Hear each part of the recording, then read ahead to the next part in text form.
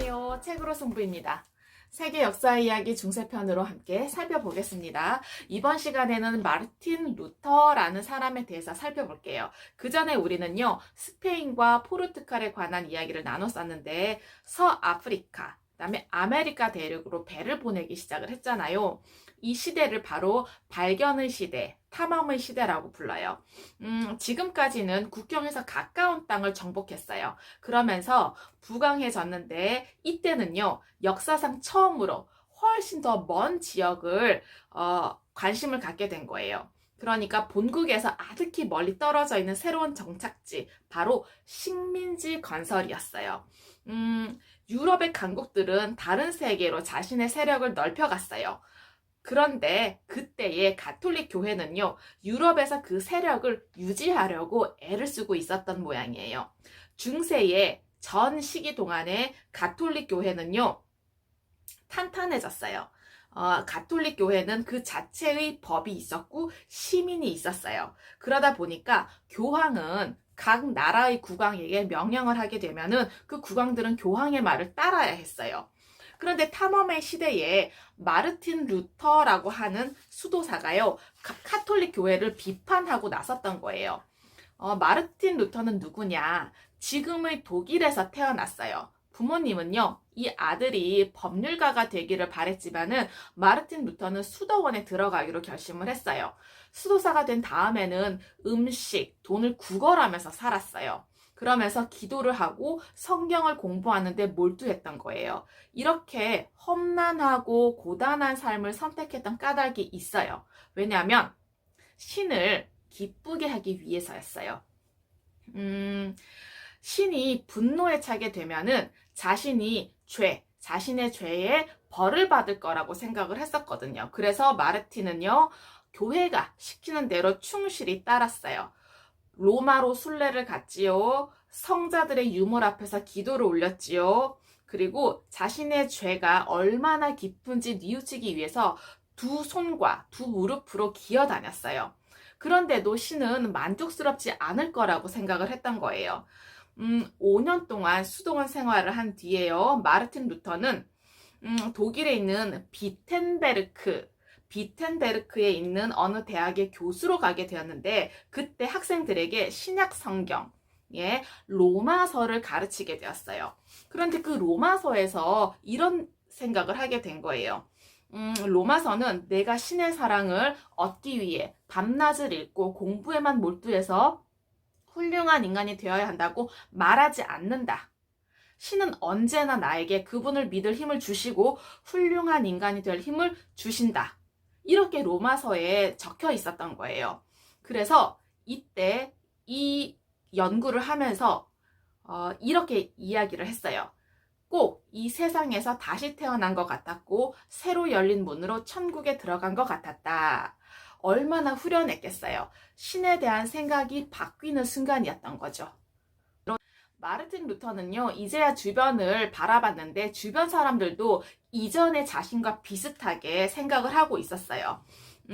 그런데다가 가톨릭 교회에서 참회를 해야만 신이 용서를 한다고 가르쳤던 거예요. 그러다 보니까 사람들은 죄를 깊이 뉘우쳤는지를 보여주기 위해서 가난한 사람들에게 돈을 주기도 하고, 죄를 고백하기도 하고, 그러면서 교회에 돈을 바치는 사람은요, 참회를 하지 않아도 죄를 용서받을 수 있다고 가르친 거예요. 바로 면죄부를 판다라고 말을 한 거죠. 마르틴 루터는요, 이 교회가 면죄부를 파는 것은 잘못된 일이라고 생각을 했어요. 참회를 하지 않거나 면죄부를 사지 않더라도 예수 그리스도를 믿기만 하면 그 자체로 신은 용서한다고 설교를 했거든요. 예수는 어디에도 면죄부에 대한 이야기를 하시지 않으셨다. 우리에겐 오직 복음만이 소중할 뿐이다. 이렇게 이야기를 했어요. 그래서 마르틴 루터는요, 면죄부가 왜 잘못된 것인지를 적은 95가지 이유의 문서를 만들었어요. 그것이 바로 95개조라는 문서이고요. 이 문서를 비텐베르크 교회의 문에다가 붙여 놓았던 거예요.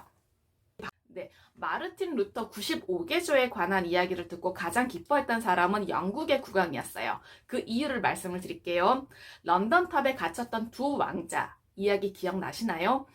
바로 그 삼촌인 리처드가 영국의 국왕이 되면서 런던탑에다가 두 조카를 가둬두는데요. 헨리 튜터 라는 사람이 프랑스에서 영국으로 쳐들어와서 이 리처드를 죽이고 왕이 되었어요. 바로 헨리 7세예요. 이 헨리 7세는요, 전쟁을 치르고 영국의 국왕이 된 사람이 있잖아요. 그러다 보니까 자신의 아들이나 손자는 어떤 전쟁도 없이 평화롭게 왕이 되기를 바랬어요. 그래서 이 헨리 7세는 2살이었던 맏아들 아서를 3살인 스페인의 공주 캐서린과 결혼을 시켰어요. 네, 그 젖먹이들이 결혼식을 한 것이죠. 그래서 아서가 15살, 캐서린이 16살이 되었을 때 진짜 결혼식을 다시 올렸어요. 사람들은 이 부부가 빨리 자식을 낳기를 바랬는데 결혼한 지 5달 만에 아서가 죽어버린 거예요. 그래서 영국의 왕위는 그 동생인 해리에게 갔어요. 그러니까 아버지 헨리 7세는 캐서린을 이 해리와 다시 결혼을 시키기로 했던 거예요. 그런데 이 캐서린은요, 해리의 형과 이미 결혼한 사람이었기 때문에 로마에 있는 교황의 특별 허가를 받아야만 했었어요. 그런데 교황은 다행히도 그 특별 허락을 내리고 해리와 캐서린은 결혼을 하게 된 거죠. 그러니까 그 아들이 자라서 그 아들 캐서린과 해리 사이에서 태어난 아들이 자라서 왕이 되면은 헨리 9세가 될 수가 있잖아요. 그런데 이 스페인의 공주 캐서린은 딸을 낳은 거예요. 바로 메리라는 딸이었어요.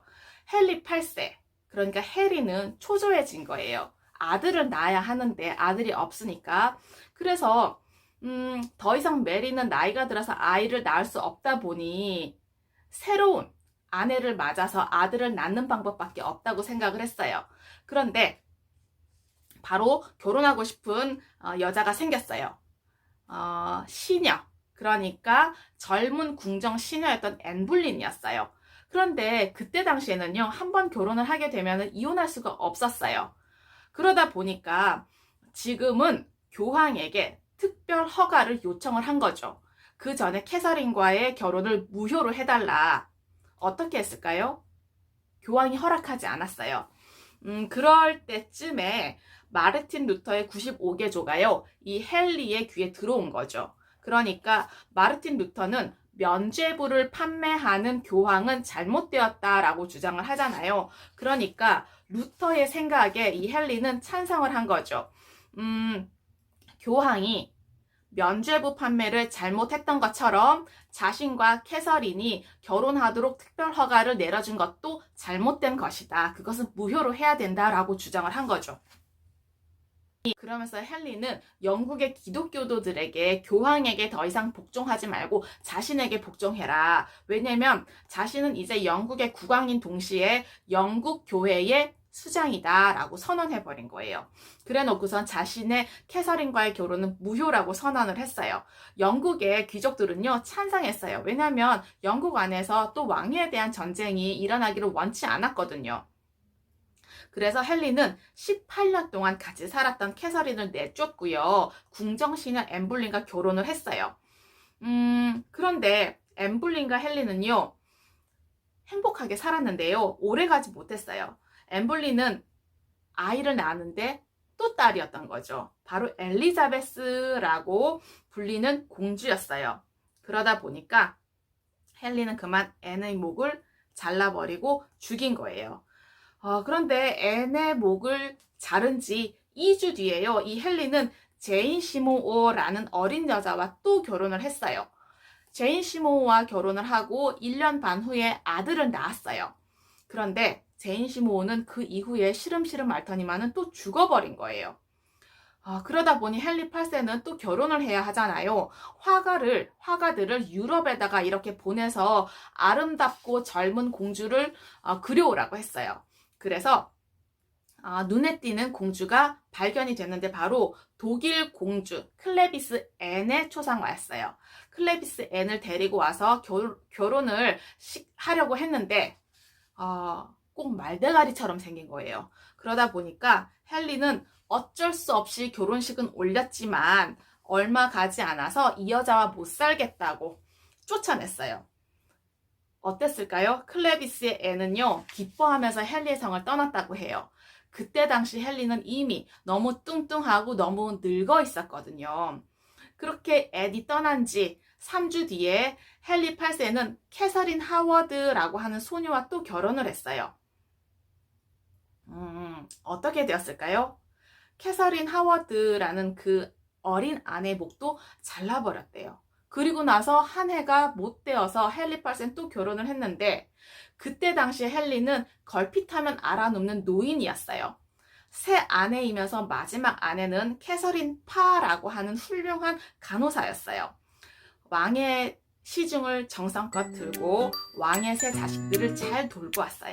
헨리 8세가 죽은 뒤에도 무사히 살아남은 아내였던 거죠. 오늘날 헨리 8세는요, 그 무엇보다도 6명의 아내에 관한 이야기가 가장 유명한 왕이에요.